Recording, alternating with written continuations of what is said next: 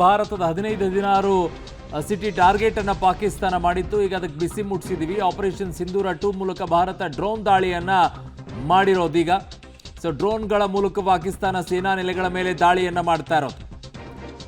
So ಇಲ್ಲಿಯವರೆಗೂ ಸೇನಾ ನೆಲೆಗಳ ಮೇಲೆ ದಾಳಿ ಮಾಡಿರಲಿಲ್ಲ ನಾವು. ಪಾಕಿಸ್ತಾನದ ಏರ್ ಸಿಸ್ಟಮ್ ಅನ್ನ ಈಗ ಉಡಿಸ್ ಮಾಡಿರುವಂತದ್ದು ಸೇನೆ. ಕಾರಣ ಎಚ್ಚರಿಕೆಯನ್ನ ಕೊಟ್ಟಿದ್ವಿ ಪಾಕಿಸ್ತಾನಕ್ಕೆ. ಭಾರತದ 15 ಸಿಟಿಯನ್ನ ಟಾರ್ಗೆಟ್ ಮಾಡಿದಂತ ಪಾಕಿಸ್ತಾನಕ್ಕೆ ಈಗ ಭಾರತ ಬಿಸಿ ಮುಟ್ಟಿಸಿದೆ.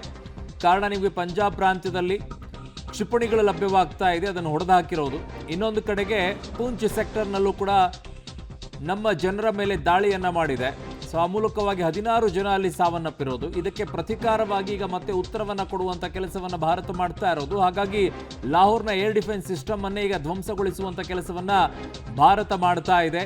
ಪಾಕಿಸ್ತಾನಕ್ಕೆ ಮುಟ್ಟಿ ನೋಡಿಕೊಳ್ಳುವ ರೀತಿಯಲ್ಲಿ ಮತ್ತೊಮ್ಮೆ ಪಾಠವನ್ನ ಕಲಿಸ್ತಾ ಇರುವಂತದ್ದು.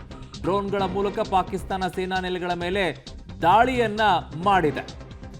ಎಸ್ ಪವಿತ್ರ, ಈಗ ಇದು ಮುಂದುವರಿಯುತ್ತೆ ಅಂತ ಕಾಣಿಸುತ್ತೆ. ಕಾರಣ ಯಾವಾಗ ಒಂದು ದೇಶ ಇನ್ನೊಂದು ದೇಶದ ಸೇನಾ ನೆಲೆಗಳ ಮೇಲೆ ದಾಳಿಯನ್ನ ಮಾಡುತ್ತೋ ಅದು ಇನ್ನೊಂದು ಸ್ವರೂಪವನ್ನ ಪಡ್ಕೊಳ್ಳೋಕೆ ಶುರು ಮಾಡುತ್ತೆ. ಈಗ ಏರ್ ಡಿಫೆನ್ಸ್ ಸಿಸ್ಟಮ್ ಮೇಲೂ ಕೂಡ ದಾಳಿಯನ್ನ ಮಾಡಿರೋದ್ರಿಂದ ಪಾಕಿಸ್ತಾನ ಮತ್ತೆ ಪ್ರತಿದಾಳಿಯನ್ನ ಮಾಡುವ ಸಂಭಾವ್ಯತೆ ಜಾಸ್ತಿ ಅಂತ ಕಾಣಿಸುತ್ತೆ ಅಲ್ವಾ ಪವಿತ್ರ? ಬಟ್ ಪಾಕಿಸ್ತಾನವನ್ನ ಆರ್ಥಿಕವಾಗಿ ಭಾರತ ನೆಲ ಕಚ್ಚಿಸಿತ್ತು. ಈಗ ಏರ್ ಡಿಫೆನ್ಸ್ ಅನ್ನೇ ನಿಷ್ಕ್ರಿಯ ಮಾಡಿದೆ ಅಂತಂದ್ರೆ ಪ್ರತಿದಾಳಿಗೆ ತಾಕತ್ತು ಪಾಕಿಸ್ತಾನಕ್ಕೆ ಎಲ್ಲಿದೆ ಅನ್ನುವಂತಹ ಪ್ರಶ್ನೆಗಳು ಕೂಡ ಮೂಡುತ್ತೆ. ಇದು ದೊಡ್ಡ ಮಟ್ಟದ ಭಾರತ ಕೊಟ್ಟಿರುವಂತಹ ಶಾಕ್. ಈಗಾಗಲೇ ಉಗ್ರ ನೆಲೆಗಳನ್ನ ಧ್ವಂಸಗೊಳಿಸಿ, ಸ್ವರ್ಗದಂತಹ ತಾಣ ಇದ್ವು ಅಲ್ಲಿ ಉಗ್ರರಿಗೆ, ಅದೆಲ್ಲವನ್ನ ಧ್ವಂಸಗೊಳಿಸಿ ದೊಡ್ಡ ಮಟ್ಟದ ಹೊಡೆತವನ್ನ ಪಾಕಿಸ್ತಾನಕ್ಕೆ ಕೊಟ್ಟಿತ್ತು.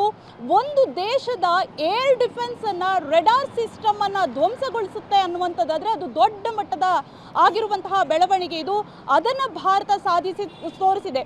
ಭಾರತ ನಿನ್ನೆ ಕೂಡ ಅಷ್ಟೇ ಮಹಿಳಾ ಸೇನಾಧಿಕಾರಿಗಳು ಎಷ್ಟು ಚೆನ್ನಾಗಿ ಅದನ್ನ ಎಕ್ಸ್ಪ್ಲೈನ್ ಮಾಡ್ತಾ ಇದ್ರು ಅಂದ್ರೆ ಅರುಣ್, ಸ್ಯಾಟಲೈಟ್ ಇಮೇಜ್ ಸಮೇತ, ದೃಶ್ಯಾವಳಿಗಳ ಸಮೇತ ಕರಾರುವಕ್ಕಾಗಿ ಉಗ್ರರ ನೆಲೆಗಳನ್ನೇ ಭಾರತ ಧ್ವಂಸ ಮಾಡಿತ್ತು ಅನ್ನುವಂಥದ್ದನ್ನ ಹೇಳಿತ್ತು.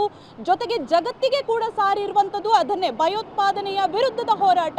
ಇದು ಪಾಕ್ನ ಮಿಲಿಟರಿ ಆಗಿರ್ಬೋದು, ಪಾಕ್ನ ನಾಗರಿಕರಾಗಿರ್ಬೋದು, ಅವರ ವಿರುದ್ಧದ ಹೋರಾಟ ಅಲ್ಲ ಅಂತ ಭಾರತ ಪದೇ ಪದೇ ಹೇಳಿತ್ತು. ಆದರೆ ನಾಯಿಬಾಲ ಡೊಂಕು ಅನ್ನುವಂತೆ ಪಾಕಿಸ್ತಾನ ತನ್ನ ಪಾಪಿ ಬುದ್ಧಿಯನ್ನ ಬಿಟ್ಟಿಲ್ಲ.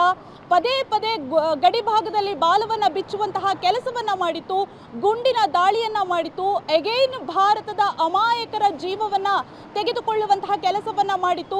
ಮಹಿಳೆಯರು, ಮಕ್ಕಳು ಎನ್ನದೆ ನಿನ್ನೆ ಗುಂಡಿನ ದಾಳಿಯನ್ನ ಮಾಡಿಸಿದೆ. ಗುರುದ್ವಾರದ ಮೇಲೆ ಭಾರತದ 15 ಸಿಟಿಗಳನ್ನ ಟಾರ್ಗೆಟ್ ಮಾಡಿತ್ತು ಪಾಕಿಸ್ತಾನ.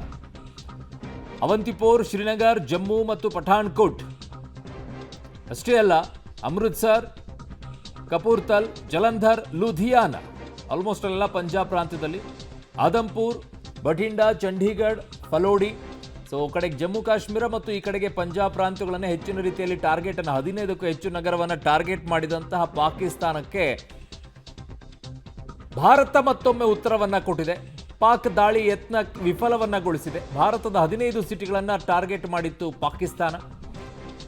ಸೊ ಅವಂತಿಪುರ, ಶ್ರೀನಗರ, ಜಮ್ಮು, ಪಠಾಣ್ಕೋಟ್, ಪಂಜಾಬ್ ಮತ್ತು ಜಮ್ಮು ಕಾಶ್ಮೀರದ ಪ್ರಾಂತ್ಯಗಳಿವೆಲ್ಲ, ಅಮೃತ್ಸರ್, ಕಪೂರ್ತಲ್ ಮತ್ತು ಜಲಂಧರ್, ಲುಧಿಯಾನ, ಇವೆಲ್ಲ ಭಾಗಗಳನ್ನು ಟಾರ್ಗೆಟ್ ಮಾಡಿದಂಥ ಪಾಕಿಸ್ತಾನಕ್ಕೆ ಈಗ ಅವರದ್ದೇ ಸಿಟಿಯಲ್ಲೇನೆ ಅವರದ್ದೇ ಏರ್ ಡಿಫೆನ್ಸ್ ಸಿಸ್ಟಮ್ ಅನ್ನೇ ಹೊಡೆದು ಹಾಕಿರೋದು.